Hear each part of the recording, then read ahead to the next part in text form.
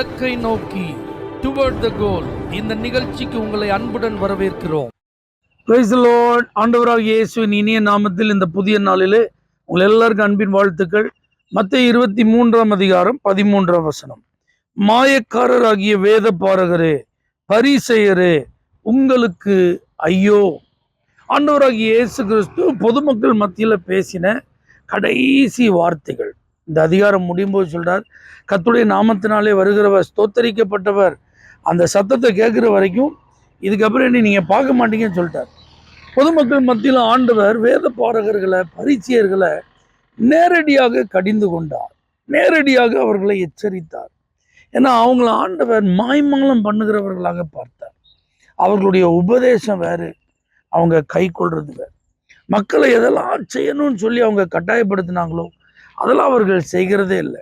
மோசையினுடைய ஆசனத்தை அவர்கள் எடுத்துக்கொண்டார். அப்படின்னா நியாயம் தீர்க்கிற அந்த பொறுப்புல அவர்கள் அதை நாங்க தான் செய்வோம்னு சொல்லி, நீங்க எதை செய்யலைன்னா இப்படி ஆயிடுவீங்க, அதை செய்யலைன்னா அப்படி ஆயிடுவீங்கன்னு சொல்லி பரலோகத்துக்கு போகிற வாசலையே அவர்கள் அடைக்கிறதா ஆண்டவர் குற்றம் சாட்டுகிறார்.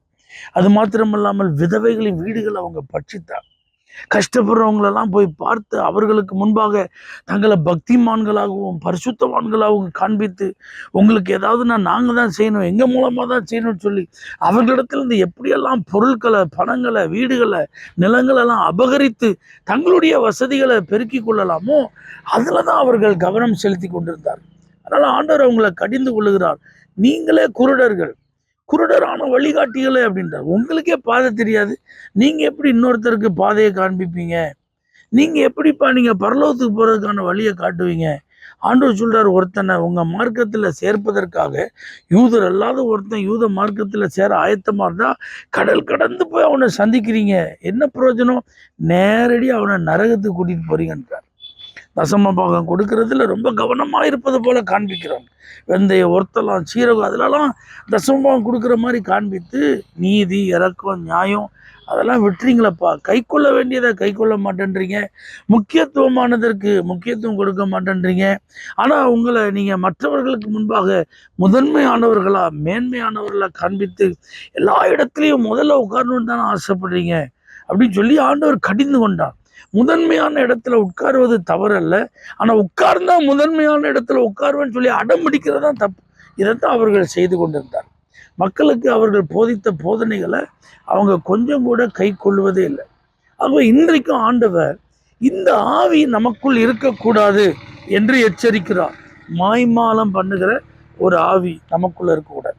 மற்றவங்களுக்கு அதை செய்யணும் இதை செய்யணும்னு போதிச்சுட்டு நாம் நம்முடைய வாழ்வில் கடைபிடிக்காமல் நாம் மனம் போல இஷ்டம் போல வாழ்கிற ஒரு வாழ்க்கை வாழக்கூடாது என்று தேவன் நம்மை எச்சரிக்கிறார்.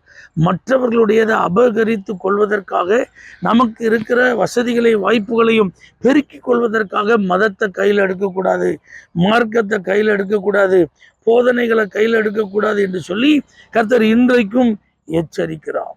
தவறான வழி நடத்துதலுக்குள்ள ஜனங்களை நடத்தக்கூடாது. ஜனங்கள் கெட்டு போவதற்கு, ஜனங்கள் இடறுவதற்கு நாம் காரணமா இருக்கக்கூடாது. ஆகவே இந்த வேத பாரகர், பரிச்சேயருக்குள்ள இருந்த இந்த மாய்மாலம் பண்ணுகிற ஆவி நமக்குள்ள இருக்கக்கூடாது என்பதுதான் தேவ எச்சரிப்பு. இன்றைக்கு நல்லா கவனிங்க. நம்மை பின்பற்றுகிறவர்கள் நேர் வழியாய் நடத்தப்பட வேண்டும், கிறிஸ்துவுக்கு நேராய் நடத்தப்பட வேண்டும், பரலோகத்திற்கு செல்வதற்கான வழியை கண்டுபிடிக்க வேண்டும். அப்படிப்பட்ட ஒரு வாழ்க்கை வாழ நாம அர்ப்பணிப்போம். மாய்மாலங்களிலிருந்து விலகி இருப்போம். கர்த்தர் நம்மை மற்றவர்களுக்கு உதாரணங்களாய் மாற்றுவாராக.